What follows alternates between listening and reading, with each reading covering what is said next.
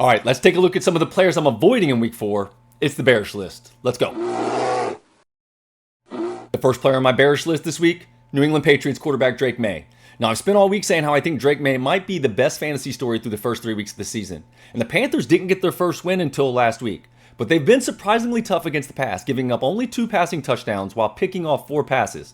They've also allowed the least amount of fantasy points to the quarterback position through the first 3 weeks, which is one of the reasons I'm saying avoid Drake May this week.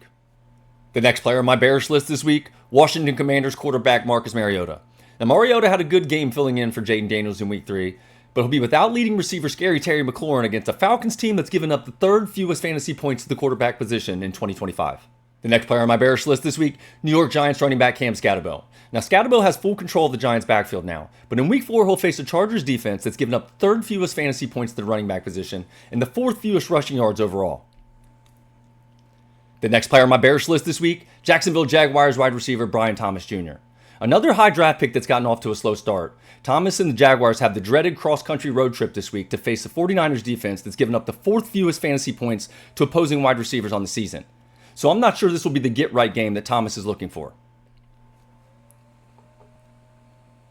The next player on my bearish list this week, Washington Commanders tight end Zach Ertz. The Falcons have only allowed 6 catches for 48 yards by tight ends in the first 3 weeks of the season. And with Terry McLaurin missing the game, it'll allow the Falcons to focus their defense more on Ertz and Deebo Samuels, which could make things tough for the veteran this week. All right, the last player on my bearish list this week, New Orleans Saints tight end Juwan Johnson. Now, Johnson's been off to a great start for the Saints this season, and I own some Juwan stock in fantasy myself. But the Bills have given up the 3rd fewest fantasy points to the tight end position, only allowing 5 catches for 32 yards and 1 touchdown on the season.